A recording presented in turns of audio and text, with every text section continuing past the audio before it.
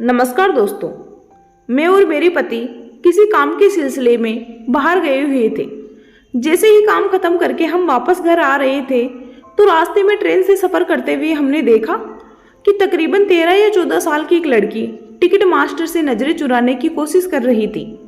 उसकी हरकतों से साफ जाहिर हो रहा था कि उसके पास टिकट नहीं है। अभी 2 मिनट पहले ही वो खिड़की से बाहर झांक रही थी और बड़ी खुश भी थी, लेकिन जैसे ही टिकट मास्टर आया तो सोने का नाटक करने लगी। जैसे ही टिकट मास्टर उसके पास आकर उसे टिकट दिखाने को कहा, लेकिन अब वो लड़की इतना डर गई थी कि वह कुछ बोल भी नहीं पा रही थी। बस एक लाचार और बेबस निगाहों से कभी हमारी तरफ तो कभी उस टिकट मास्टर की को देखती रही। लेकिन टिकट मास्टर कहाँ मानने वाला था। वो तो उसको भाप गया था। वह जान चुका था कि इसके पास टिकट नहीं है। वो उसे लगातार टॉर्चर करने लगा। टिकट मास्टर का इस तरह का बर्ताव देखकर मेरे दिल में एक एहसास पैदा हुआ। मैंने अपने पति से कहा कि ये बेचारी लड़की जात है और ये टिकट वाला मास्टर इससे बदतमीजी पर उतर आया है। आप ही इस लड़की का किराया दे दीजिए। ऐसा ना हो कि भरी ट्रेन में इस छोटी सी बच्ची का तमाशा बन जाए। मेरे पति समझदार थे। उन्होंने मेरी बात मानकर टिकट मास्टर को पास बुलाकर कहा कि इस लड़की का किराया मैं दे रहा हूँ, लिहाजा वह उसे कुछ ना कहे। टिकट मास्टर पैसे लेकर चला गया, जबकि उस लड़की की आंखें अब भी आंसुओं से भर चुकी थी। वो अपनी पलकों को तेजी से झपकते हुए अपने आंसुओं को रोकने की कोशिश कर रही थी, मगर देखने में ऐसा लग रहा था कि वह कुछ ही पलों में फूट फूट कर रोने वाली है। वो एक लाचार और बेबस निगाहों से बार बार हमें देख रही थी। मैंने उसे मुस्कुराकर तसल्ली दी और कहा, बेटी तुम मेरे पास वाली सीट पर आकर बैठ जाओ। वह मेरे पास आकर बैठ गई। मैंने पूछा, तुम्हारा नाम क्या है? बोली, मेरा नाम मायरा है। मैं पिछले ही स्टेशन से ट्रेन में बैठी हूँ। मैंने पूछा, बेटी तुम्हें जाना कहाँ है? मेरे इस सवाल पर उसकी आंखों में अफसुर्दगी सी छा गई और बोली, मेरा कोई ठिकाना नहीं है और ना ही मेरी कोई मंजिल है। मेरे माँ बाप ने मुझे घर से निकाल दिया है। इतना कहकर वो फूट फूट कर रोने लगी। उसकी आंखों से अब आंसुओं का दरिया बहने लगा था। उसे देखकर मेरा दिल तड़प उठा। मैंने अपने पति की तरफ देखा और कहा, क्यों ना हम इस लड़की को अपने घर ले चले? तो वह बोले, कैसी बातें कर रही हो? इसे कुछ पैसे दे दो ताकि ये अपना बंदोबस्त कर सके। लेकिन मैंने कहा, ये लड़की एक लड़की है और इसकी उम्र भी ज़्यादा नहीं है। बेचारी कहाँ जाएगी? यह इस दुनिया में अकेली कैसे गुजारा कर पाएगी? वैसे भी इस दुनिया में दरिंदों की कमी नहीं है।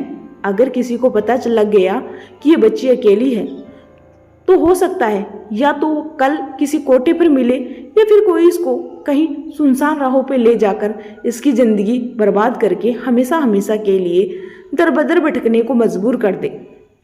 और वैसे भी तुम्हें तो पता ही है, हमारे पास अभी कोई औलाद नहीं है। अगर हम इसको ले जाएंगे तो मुझे भी कुछ सहारा मिल जाएगा। इसको पढ़ा लिखा कर 4-5 साल के बाद इसको अच्छे से घर में शादी करा देंगे और इस तरह से इस बच्ची की ज़िंदगी भी बर्बाद होने से बच जाएगी। खैर, मेरे पति ने मेरी बातों को सुनकर उसे घर लाने के लिए रात तो राजी तो हो गई, लेकिन वो फिर भी इस बात के खिलाफ थे। मैंने उस बच्ची को जब यह बात बताई कि मैं उसे अपने घर ले कर जाना चाहती हूँ तो वह बहुत खुश हो गई और बोली, मैं आपका यह एहसान कभी नहीं भूलूंगी। मुझे उसकी ये बात बहुत भली लगी। मगर जब मैं उसे घर लेकर आई तो घर में एक तहलका मच गया। मेरी सास मुझ पर चिल्लाने लगी, तुम पागल हो गई हो? किसी अनजान लड़की को अपने घर में रखोगी? तुम कुछ जानती भी हो? आजकल लोगों ने घरों में लूट करने का अच्छा तरीका अपनाया हुआ है। पहले घर में अपना बनकर घुसते हैं और उसके बाद घात लगाकर सब कुछ लूट कर भाग जाते हैं। बहू के कहीं ऐसा ना हो कि तुझे यह महंगा पड़ जाए। मगर मैंने अपनी सास की कही हुई एक बात ना सुनी। बस सास की बातें सुनकर मेरे दिमाग में सिर्फ एक ही ख्याल चल रहा था कि मेरी सास पूरे घर का मेरे काम हमेशा मुझसे ही करवाना चाहती है और मेरे अकेले से ही करवा के रहेगी। वह नहीं चाहती कि कोई घर में मेरा काम में साथ दे, इसलिए वह मुझे बार बार मना कर रही थी। वक्त इसी तरह पर लगाकर उड़ने लगा। दिन महीने और महीने साल में गुजरने चले गए। मायरा मेरी खूब मन लगाकर दिन रात खिदमत करती थी, मगर मुझे 3 साल गुजरने के बाद इस बात का इल्म हुआ कि मेरी सास ने जो कुछ कहा था मुझे वो सब कुछ सच होता नजर आ रहा था। मुझे कभी किसी पर शक करने की आदत नहीं थी, लेकिन एक रात मुझे ये सब भी करना पड़ गया। रात के तकरीबन 2 बजे हुए थे। मेरी अचानक नींद से आंखें खुली तो देखती हूँ कि मेरे पति कमरे में मौजूद नहीं है। मुझे कुछ शक हुआ, मगर मैंने नज़रअंदाज कर दिया। लेकिन अगले दिन फिर से ऐसा ही हुआ, लेकिन मैंने फिर भी नज़रअंदाज किया। जब यह सिलसिला 4-5 दिन से लगातार चलता रहा तो मुझे अपने पति पर शक होने लगा। आखिर इतनी रात को ये रोजाना उठकर कहाँ जाते हैं? अगले दिन मैंने सोचा कि आज मैं पूरी रात नहीं सोऊंगी, और मैंने ऐसा ही किया। लाख नींद आने के बावजूद भी मैंने नींद को खुद पर हावी नहीं होने दिया। जैसे ही रात के 2 बजे मेरे पति कमरे से बाहर निकले, मैं भी आहिस्ता आहिस्ता कदमों के साथ उनके पीछे पीछे निकली। मैं भी आहिस्ता आहिस्ता कदमों के साथ। मैं यह देखकर हैरान हो गई कि मेरे पति के कदम मायरा के कमरे की तरफ बढ़ रहे थे। मन ही मन मुझे बहुत दुख हो रहा था कि कहीं यह बात सच ना हो, और साथ ही साथ मुझे अपनी सास की बातें भी याद आ रही थी कि काश मैं उस वक्त अपनी सास की बातें मान लेती। लेकिन मैं खुद को अपनी सास की नज़रों में हारा हुआ साबित नहीं करना चाहती थी। जैसे ही मेरे पति धीरे से दरवाज़ा खोलकर कमरे के अंदर दाखिल हुए तो मैं भी दरवाजे के पास छुपकर उन्हें देखने लगी। मायरा का चेहरा देखा तो बिल्कुल भी खुश नहीं थी। वह देखने में बिल्कुल ऐसी लग रही थी जैसे कि उसे कोई गम खा रहा हो। उसने मेरे पति को देखते ही मुंह फेर लिया, लेकिन मेरे पति उसे घूर घूर कर देख रहे थे और बार बार उसकी तरफ हाथ बढ़ाकर इशारों में कुछ बताने की कोशिश भी कर रहे थे। लेकिन मायरा खुद को पीछे की ओर धकेल रही थी। यह सब देखने के बाद मैं अपने होश खो बैठी और मुझे महसूस होने लगा कि जैसे कि मेरे पैरों के नीचे जमीन ही खिसक गई हो। मैं तुरंत तेजी के साथ भागकर अपने कमरे में आई और जोरों कतार से रोने लगी। अब मेरा शक यकीन में बदल गया था, लेकिन मैं कर भी क्या सकती थी? मैं किसी को कुछ बता भी नहीं सकती थी, क्योंकि मैं ही इस लड़की को ज़बरदस्ती अपने घर लेकर आई थी। अगर मैंने किसी को इसके बारे में कुछ बताया तो मेरी बहुत बदनामी होगी। मेरी सास और ख़ानदान वाले मुझे ताना दे देकर ही मार डालेंगे। अगले दिन मायरा ने मुझसे कहा कि या तो मुझे अपने कमरे में या दादी अम्मा के कमरे में रहने की इजाज़त दे दे। मैं उसकी ये बात सुनकर हैरान रह गई थी।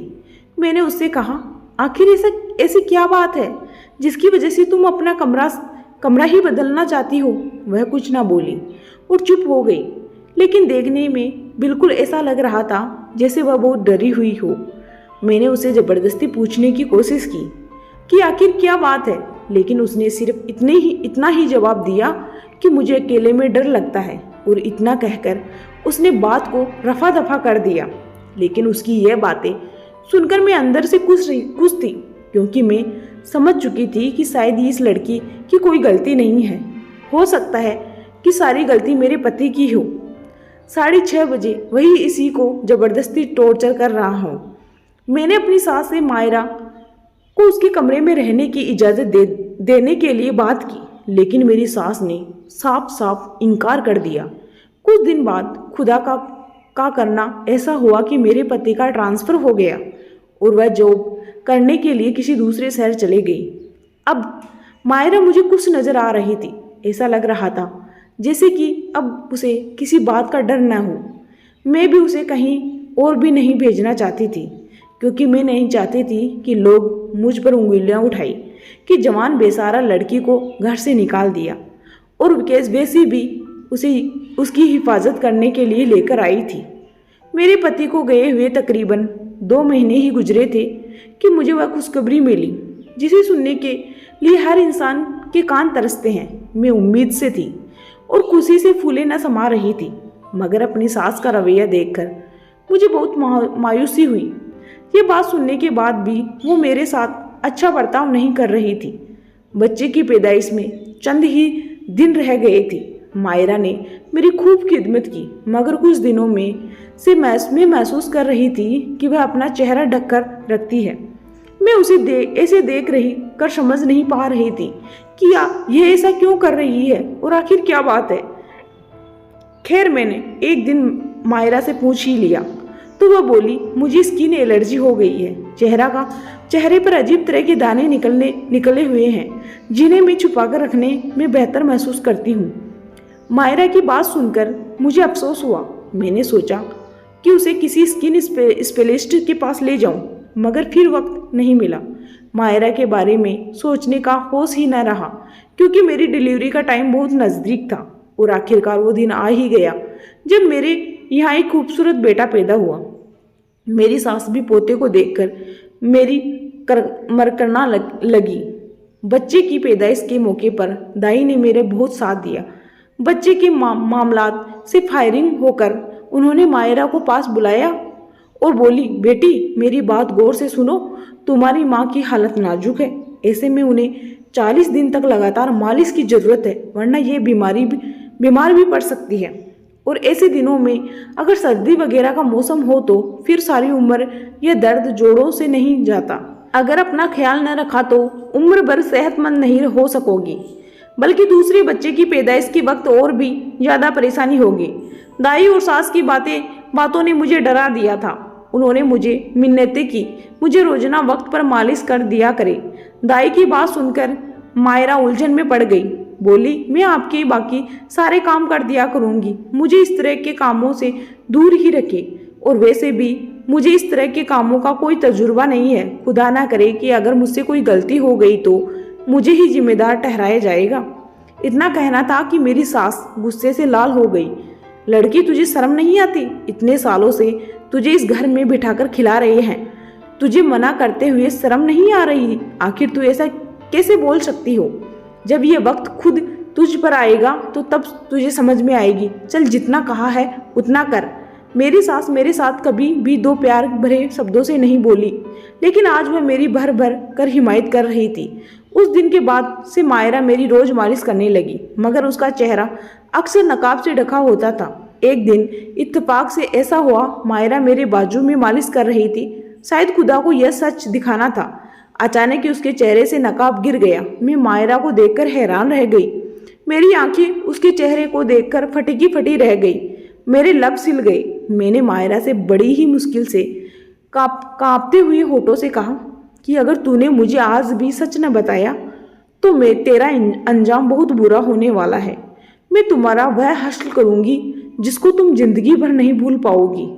मेरी बात सुनकर मायरा के चेहरे पर डर की काली परछाइयां लहराने लगी।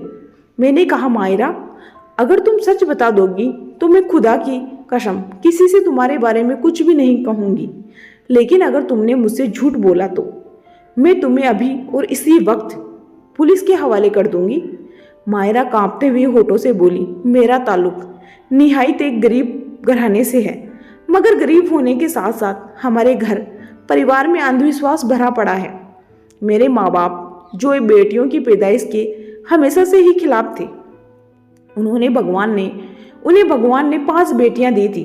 जब छोटी बेटी की पैदाइश हुई तो जैसे बाबा के अरमानों पर पानी फिर गया था और वो आखिरकार उन्होंने सोचा कि शायद इस पत्नी से भगवान बेटियां ही देता रहेगा, क्यों ना दूसरी शादी कर ली जाए। अभी इस बात की चर्चा घर में हुई थी कि मेरी माँ को अपनी हुक्मरानी खतरे में पड़ती दिखाई दी। वह दिन रात ईश्वर के सामने गिड़गिड़ाने लगी कि किसी तरह एक बेटे की माँ बन जाऊं, मगर यह कुदरत के काम है, देर सवेर तो हो ही जाती है। एक दिन वह उदास बैठी थी कि एक औरत मेरी माँ के पास आई और बताया कि पड़ोस के गांव में एक तांत्रिक बाबा आए हुए हैं।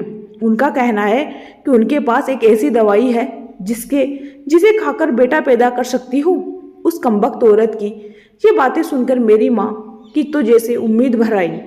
माँ ने सोचा, आखिरकार हम इसमें हर्ज ही क्या है, और फिर बाबा से भी शर्त रख ली कि अगर इस बार बेटा पैदा ना किया तो बेशक दूसरी शादी कर लेना।